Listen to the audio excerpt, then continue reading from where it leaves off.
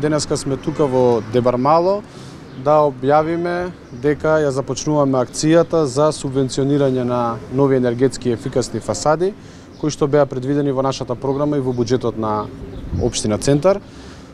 Започната е постапката каде што ќе треба сите станбени единици кои што ги исполнуваат критериумите во нашиот оглас да аплицираат се со цел утре општината да може да инвестира, односно да ги смени фасадите на територија на општина Центар.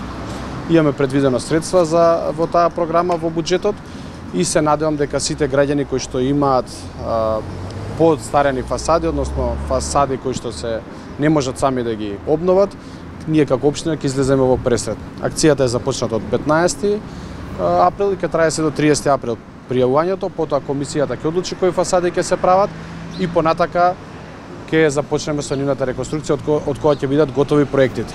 Воедно сакам да најавам дека за прв пат како општина Центар започнуваме со субвенционирање за реконструкција на крововите на сите згради кои што имаат оштетени кровови, кои што имаат стари кровови и со тоа ќе помогнеме на станарите, односно на луѓето кои што живеат во згради кои што се постари од 25 години, да може да се ги санираат своите кровови, се со цел да има побезбедни да бидат објектите каде што живеат и ќе придонесеме за еден поквалитетен живот кој што го заслужуваат граѓаните на Центар.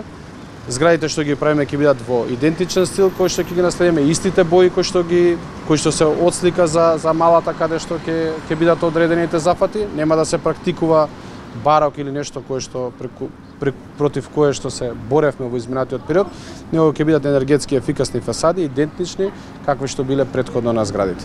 Ќе одлучуваат овие кои живеат во зградите за такви преку подписи евентуално или? Како кој ќе биде? Некои се противи од граѓани. Ние имаме пропишани услови кои се во самиот оглас, дека треба најголемиот дел од станарите да бидат сложни. Тие треба да се заменат својата столарија, односно прозори и врати, и најголемиот дел од станарите се сложни тоа да го направат и веќе некои го имаат направено. Треба да ги исполнуваат критериумите кои што ги имаме препишано од огласот, потоа комисијата ќе одлучи кои се тие згради кои што ќе ги добијат. Нормално тука не застанува и наредната година, зависно од интересот ќе ги зголемуваме и средствата кои што ќе бидат потребни за обнова на фасадите. Најавивте и реновирање на лифтовите во некои од старите згради, кога тоа треба да започне? Таа фаза сега ги завршивме огласот за крововите и за фасадите. Ни следува, мислам дека до крајот на месецот ќе започне и огласот за реконструкција на лифтовите и нормално цел центар на точак, тоа е проектот кој што го продолжуваме.